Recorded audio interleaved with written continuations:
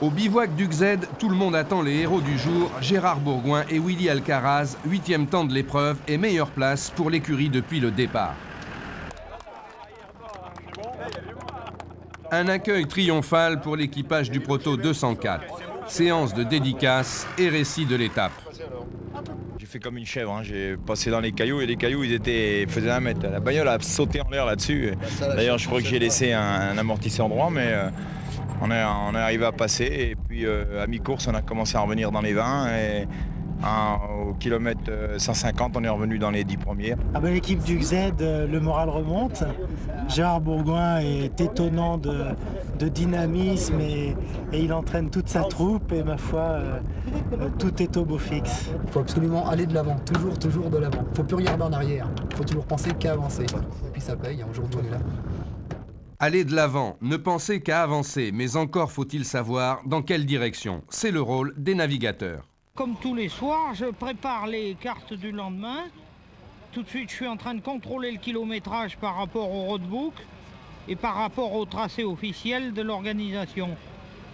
Tout ça est rentré sur un micro, ordinateur, et ce soir, avant de me coucher, je vais rentrer tous ces points ici, à l'intérieur de toutes les machines, de tous les GPS de l'équipe, c'est-à-dire plusieurs camions, plusieurs voitures. Et chacun demain disposera des mêmes points de repère. En conclusion, eh bien, on peut dire que la navigation aujourd'hui, c'est d'abord une affaire de logique et de bon sens. Si on est logique et qu'on a un petit peu de bon sens, comme souvent les gens de la campagne en ont, eh bien c'est facile de savoir où est le nord, où est le sud.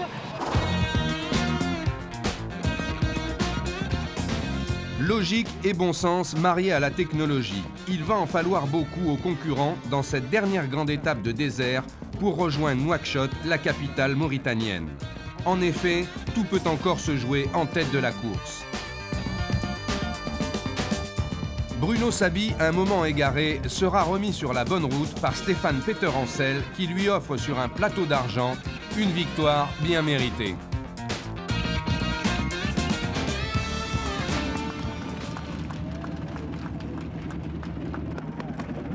Putain, on est sorti de ce merdier là-bas. Merci, hein. Putain, tu nous as bien aidé aussi. Hein. Derrière, Pierre Lartigue aura beau se déchaîner dans les dunes, il ne comblera pas le retard qui le sépare de la Mitsubishi. Hubert Auriol signera quant à lui le meilleur temps de l'étape. Jérôme Rivière effectuera une remontée spectaculaire et fera le 10e temps.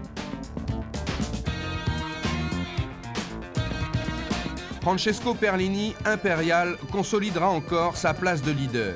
Mais tout ne va pas aussi bien pour le numéro 204.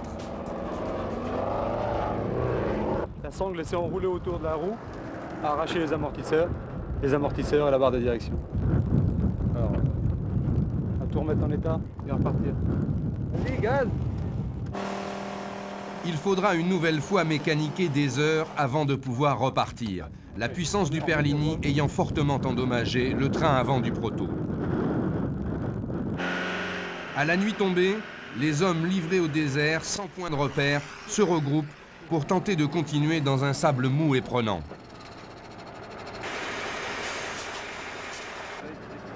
Pour ouvrir la nuit, hein. Derrière Gérard Bourgoin, sérieusement blessé à la main, tous les équipages du team rejoindront Nouakchott.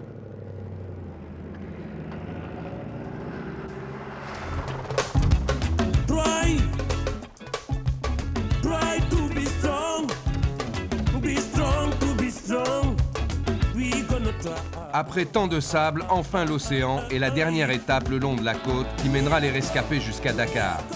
L'ultime épreuve spéciale de 60 km ne changera rien au classement. Les deux Perlini victorieux et les deux Protos rejoindront sans problème l'arrivée au bord du lac Rose pour un dernier bilan. Des équipes comme la vôtre, il en faudrait beaucoup plus parce que ça anime énormément les courses. Pour moi, il en faudrait des dizaines comme ça. Ce qui est surtout bien, c'est qu'il y a des entreprises qui ont compris que le sport était un vecteur important de communication pour l'entreprise, aussi bien en interne qu'en externe, au niveau des clients, au niveau de l'image. Il faut que les belles installations de Chaillet, dans le domaine de la préparation des voitures, soient maintenues. Et puis, il y a il y a l'Atlas, il y a les Pharaons, il y a même Dubaï. Enfin, puisque notre ami Gérard fournit beaucoup de poulets dans ces régions, ça me paraîtrait tout à fait normal que Duc soit présent à Dubaï. Avec la volonté de Gérard Bourgoin, je pense que, et avec beaucoup de travail, je pense qu'ils sont capables de faire de très belles choses. On en a amené 2, c'est sûr, et surtout on a fait remporter la catégorie diesel à Renault avec 120 chevaux, un moteur de série Safran. Et ça, je crois que c'est très important. Vous nous reverrez dans les rallye raids d'une part, et puis pourquoi pas, en particulier sur le Dakar. Personnellement, je ferai tout pour essayer de convaincre mes sponsors, Primagaz et Eagle, de nous suivre une deuxième fois dans cette aventure-là et d'aller au bout.